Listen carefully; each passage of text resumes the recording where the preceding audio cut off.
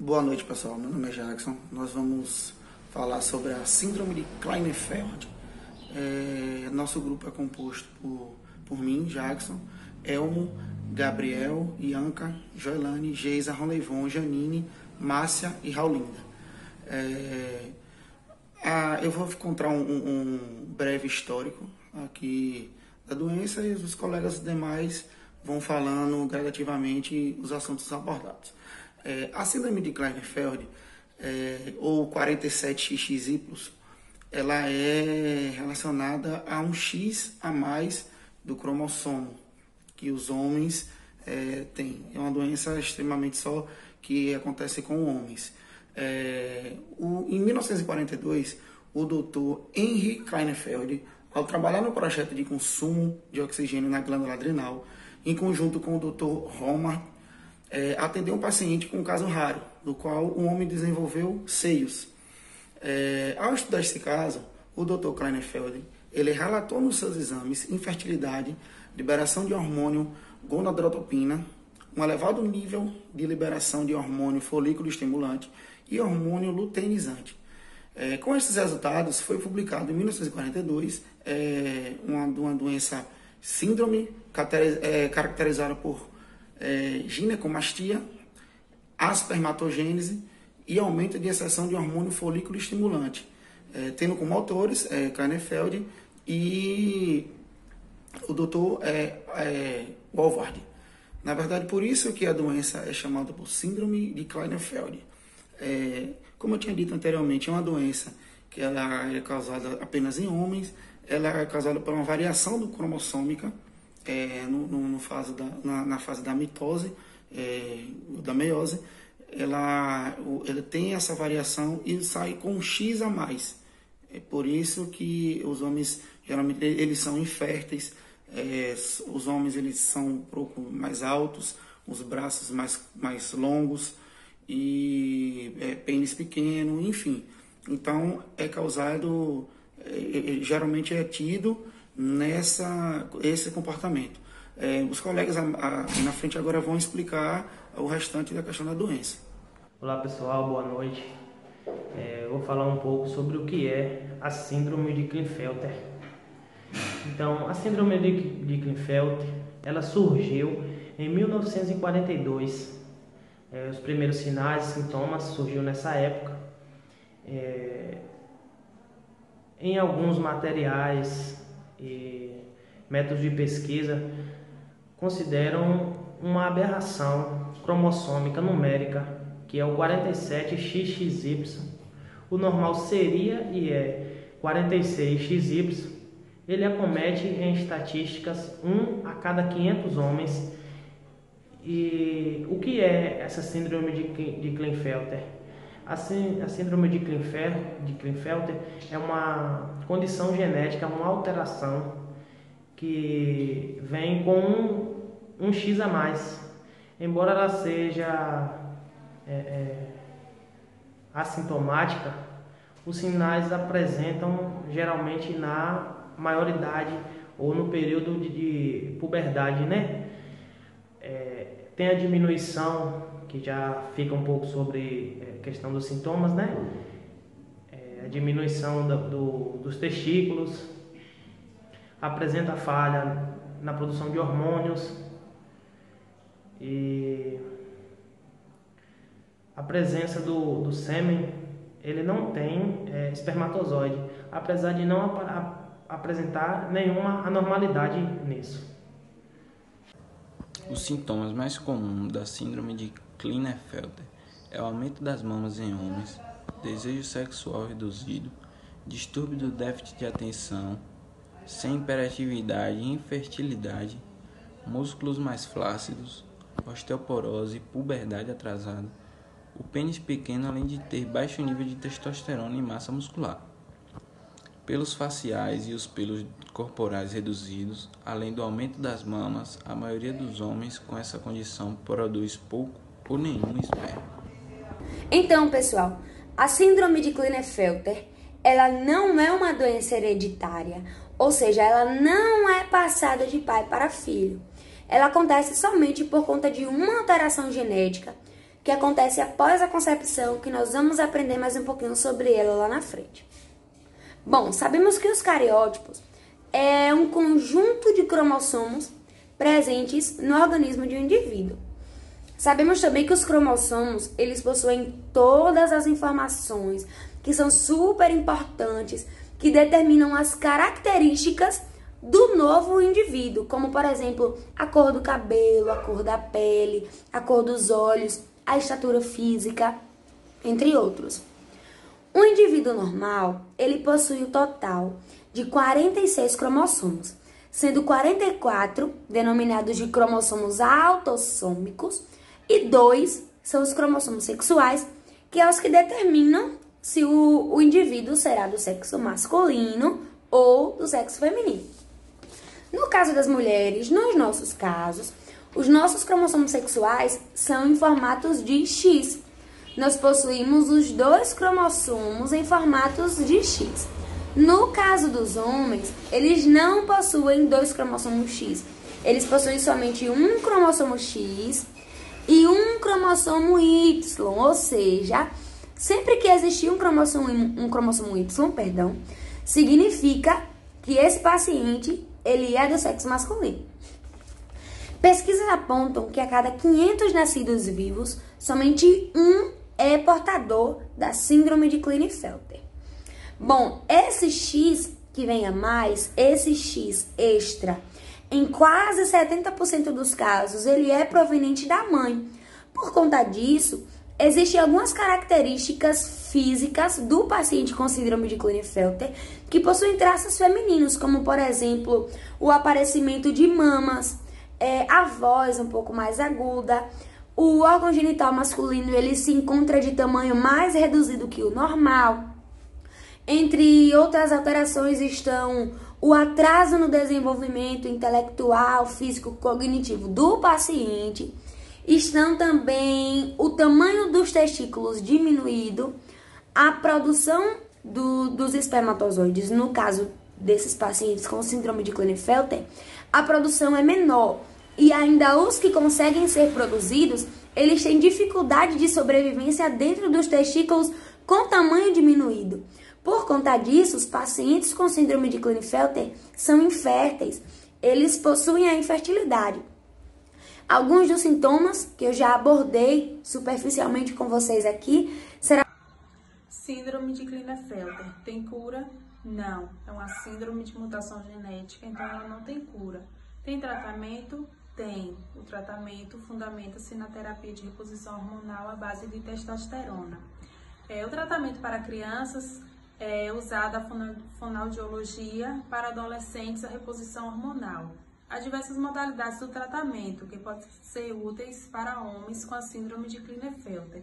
A terapia da fala, para melhorar prejuízos de discurso, particularmente em crianças. Fisioterapia, para melhorar o tom de músculos e as habilidades motor. Terapia ocupacional, para melhorar o balanço e a coordenação nos meninos com dispraxia. Terapia cosmética, para remover tecidos indesejáveis do peito, com a mastectomia. E assistência para fornecer apoio emocional e psicológico. Então, quando a pessoa realiza esse tratamento, já foi comprovado que melhora a disposição para atividades em geral, melhorando assim a qualidade de vida.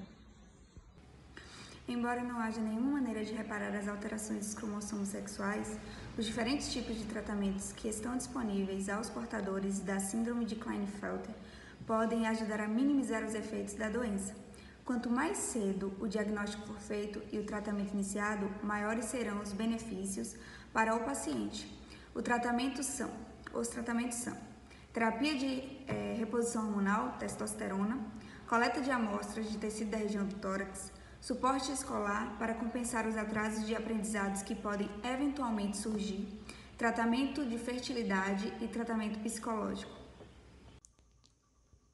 Paciente com a síndrome de Klinefelter tem algumas características.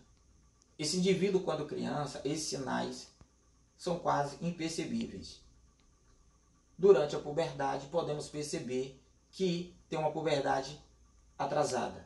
Mas esse indivíduo já em adulto, esses sinais, essas características físicas, fica fácil de percebermos. ou seja, ele tem pernas compridas, tem os quadris largos, tem um padrão feminino pelos pelos pubianos, atrofiamento, testículos e do pênis. Também tem os ombros mais finos, poucos pelos, físico levemente feminilizado, né? Tendência a perder cabelos no peito. E um dos fatos que é muito impressionante é que ele tem as suas mamas um pouco além do normal, parecendo mais um seio de uma mulher. Também tem os seus cabelos crescidos e pouca ausência de calvície frontal e pouco crescimento na barba. Devido assim, não podemos dizer que ele tem uma síndrome de Klinefelter. É preciso fazer um exame mais aprofundado de cromossomos para poder realmente comprovar o diagnóstico. Apenas a característica física não se pode determinar que um indivíduo, mesmo ele tendo essa aparência física, que ele tem a síndrome de Klinefelter. Boa noite, eu vou falar um pouco sobre os cuidados psicológicos que a pessoa com a síndrome de Klinefelter deve ter.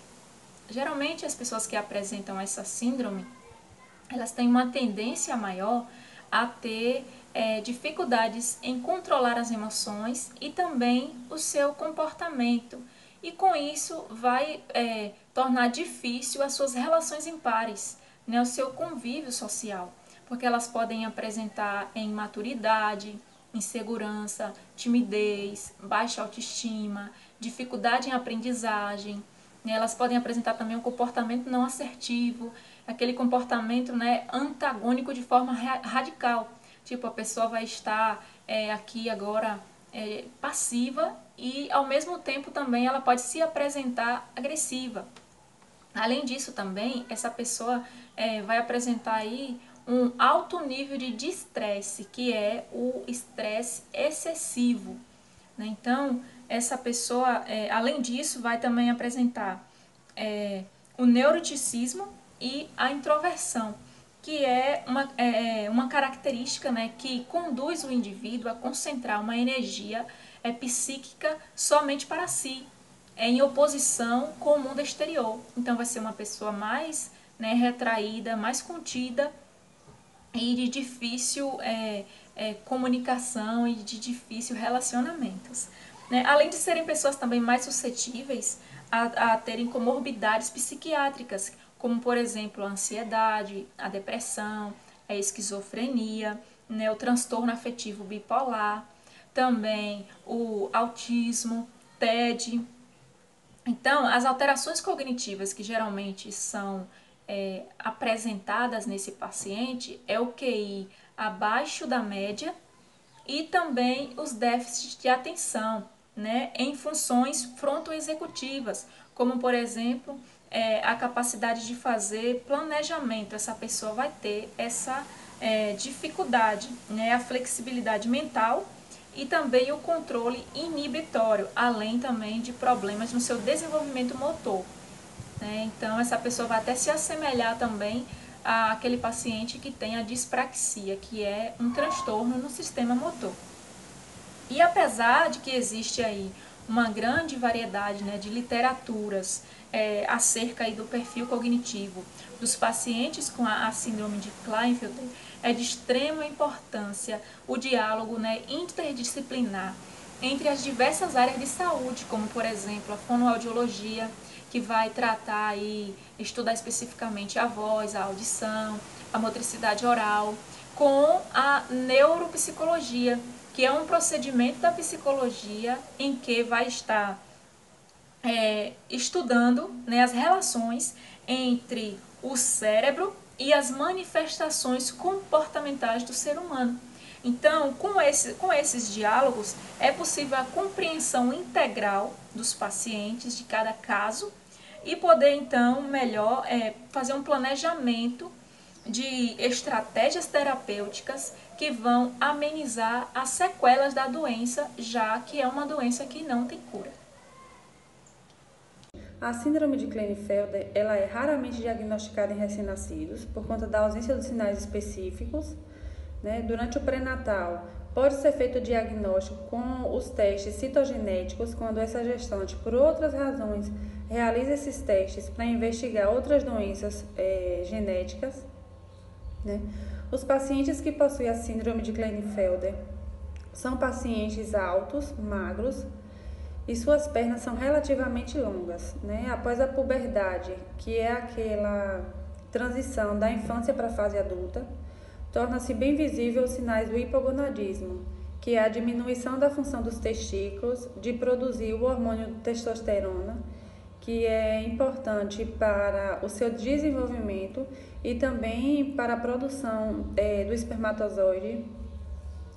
Os jovens e adolescentes que possuem essa síndrome, eles continuam com seus caracteres sexuais secundários subdesenvolvidos, né? Que é quando começa a nascer o pelo da barba, a alteração da voz, quando a sua voz fica mais grossa, né? Mais grave. Quando está saindo o pelo da região púbica, da axila, do peitoral.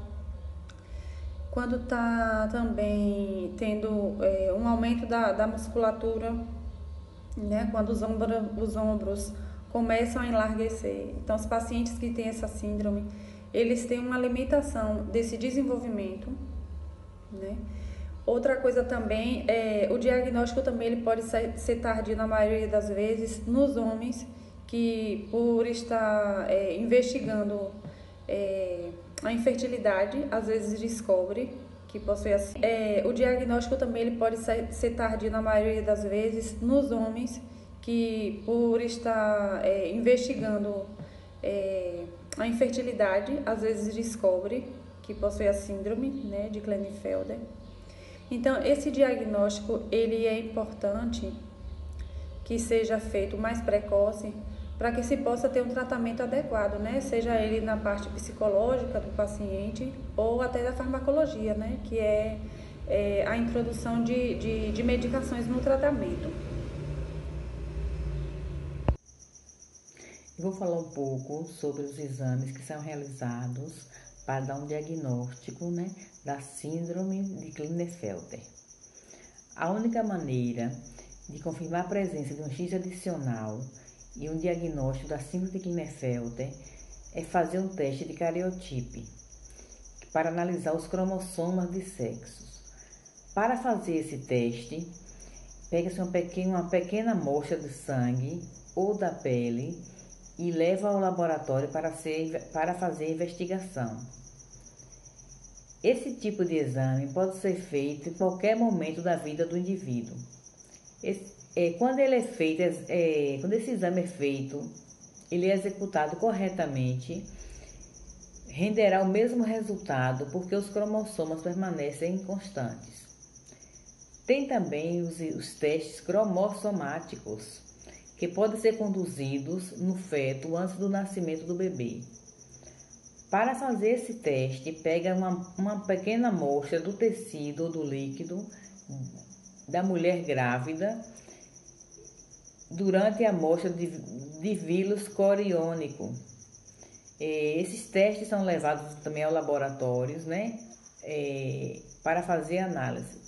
Agora, esses testes não são feitos na rotina, ao menos, né, que haja um risco aumentado, né, de uma desordem cromossomática herdada, porque esses testes são associados com uma probabilidade mais alta do aborto. É por isso que eles não são feitos assim na rotina. Tem também as análises de sangue. As análises de sangue pode ser exigida durante o processo diagnóstico para determinar os níveis de hormona no sangue. Quer dizer, vai determinar, né, os níveis de hormônio no sangue. A maioria dos homens com síndrome de Klinefelter terá uma concentração mais baixa de testosterona do que outros homens, porque é ligada à extensão de sintomas associados. Tem também o exame de sêmen. Os exames de sêmen podem ser úteis particularmente para os homens que estão se esforçando com infertilidade e que estão tendo dificuldade para conceber uma criança. Para fazer esse exame, pega-se também uma pequena quantidade do sêmen, que é coletado. Esse sêmen vai ser analisado para a contagem e os auxílios de esperma. Os resultados desses testes, né, são úteis para compreender os impactos da circunstância e vai ajudar a tomar decisões e que ações do tratamento vai ser feito.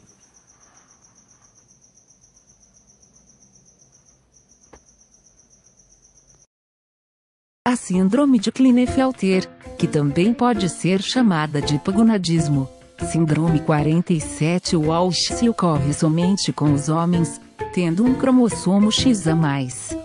Pode parecer pouco, mas a alteração da genética clássica desses indivíduos, que é formada por um cromossomo X e um Y, pode levar a alguns problemas mais complexos e que acompanham a pessoa por toda a vida. Todos os seres humanos possuem 46 cromossomos e 2 deles são destinados a determinar o órgão sexual do indivíduo.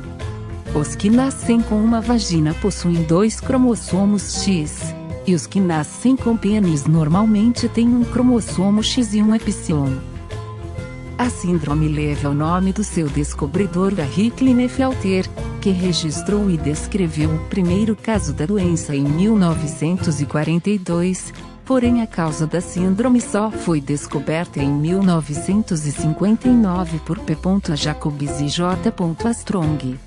A síndrome não é uma doença assim tão rara, pelo contrário, é uma das condições genéticas mais comuns do mundo e atinge cerca de 1 em cada 660 pessoas do sexo masculino.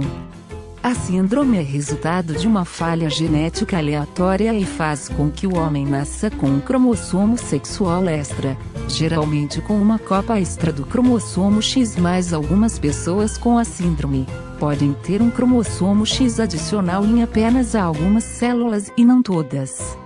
Raramente uma forma mais grave da doença ocorre ocasionando uma terceira cópia do cromossomo X. Não é uma doença hereditária. A falha ocorre durante a formação do óvulo, esperma, ou após a fecundação. A síndrome 47 é geralmente causada por uma não disjunção, o que é quando um par de cromossomos sexuais não se separa durante a formação do óvulo ou do esperma. O mesmo acontece quando o esperma tem má formação. O embrião vai se desenvolvendo e o cromossomo X extra é copiado até formar o bebê. Não há fatores de riscos para a síndrome, que se trata de uma doença genética. De acordo com estudos, a doença ocorre mais em mães com idade avançada em comparação à idade recomendada por médicos. Ele que vai nos relatar um pouco sobre a convivência com o filho que tem essa síndrome.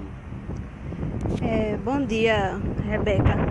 Assim, a convivência, a gente diagnosticou nele desde criança, porque ele começou com atrasos básicos, como andar, falar. A gente começou a perceber que ele não estava desenvolvendo. E ele, na fase já de seus 5 anos, a gente já falava e ele não tinha atenção, não prestava atenção nas coisas. E hoje ele já é adolescente, a gente já pode perceber o aumento do seio, né? E também a ausência dos pelos, normal que os adolescentes têm. Então a gente foi procurar o especialista, né? Ele orientou a gente a incentivar ele a praticar esportes e a conviver como uma pessoa normal. E também foi importante para a gente a convivência com outras famílias que têm filhos com o mesmo caso, né? E também mostrar para ele que ele pode ser feliz mesmo tendo a síndrome. E na escola, como foi o convívio com as outras crianças? Foi um pouco difícil, pela questão dele aparentemente ser um pouco diferente, né? Ele sofreu um pouco de bullying, foi preciso a gente estar na escola, estar conversando com os professores para que pudessem orientar os coleguinhas dele, para não estar colocando apelidos, né, essas coisas, para que ele pudesse ter uma vida normal e que os professores ficassem prestando atenção, né, para que eles não fizessem nenhuma piadinha ou coisa para ele se sentir bem no ambiente, né? É importante a presença da família, né? E tá sempre mostrando a ele que ele pode sim conviver com pessoas naturalmente. Obrigada, dona Manuela, e voltamos aos nossos estudos. Sintomas da síndrome podem variar de acordo com a idade, mas também pode não manifestar nenhum tipo de sintoma até a fase adulta. Na primeira infância, os portadores da doença podem apresentar atraso da fala, músculos fracos e personalidade dócil e silenciosa. Na infância e adolescência podem apresentar estatura maior que a média, menos pelos que a média, pênis pequeno, ginecomastia e até problemas de atenção. Na fase adulta pode apresentar infertilidade, ossos fracos, diminuição dos pelos do corpo e face e também diminuição do desejo sexual. No processo de diagnóstico pode-se descartar a possibilidade de sintomas de outras doenças. Precisa ter atenção em sinais específicos. Desenvolvimento lento em comparação a outras crianças pode ser um primeiro sinal. O diagnóstico precoce pode ajudar no tratamento, incluindo terapia da fala para ajudar a prevenir ou minimizar os problemas causados pela doença. Várias áreas médicas podem diagnosticar a síndrome, como a pediátrica, endocrinológica e até a psiquiátrica. Para facilitar o diagnóstico, uma lista com sintomas e há quanto tempo eles aparecem, histórico médico e medicamentos tomados com regularidade ajudam a otimizar o tempo. Durante o processo de diagnóstico médico, geralmente começa com um exame físico, onde o médico vai examinar a região genital do paciente, entre outros procedimentos. O médico pode pedir um cariograma para determinar se há um cromossomo X extra com uma amostra de sangue. Testes hormonais também podem ser pedidos. Amostras de sangue e urinas são enviadas ao laboratório para medir os níveis hormonais do paciente. Os diversos tratamentos podem ajudar com os problemas causados pela doença, mas nada pode reparar as alterações cromossômicas. Quanto mais cedo for feito o tratamento, mais benefícios o paciente terá, mas nunca é tarde para iniciar. O tratamento pode ter alguns métodos específicos, como suporte escolar, para compensar os atrasos de aprendizagem, reposição de testosterona, tratamento de fertilidade e psicológico. A síndrome não impede de seus portadores levarem uma vida normal. Seus sintomas podem ser quase imperceptíveis. O apoio social e educacional faz uma enorme diferença. Crianças e adolescentes com a síndrome podem necessitar de acompanhamento para ajudar com a fala, com habilidades motoras e também de aprendizagem. Na fase adulta, seguir as orientações médicas é mais do que importante. Grupos de apoio podem ajudar para a saúde física e mental. Possíveis complicações podem ser a puberdade incompleta ou atrasada, características físicas visíveis como pouco pelo, pernas e braços longos, pouco desenvolvimento muscular e ginecomastia, infertilidade e riscos de diversas doenças como lúpus e até leucemia. Mas se o paciente seguir o tratamento, pode ter uma vida completamente normal.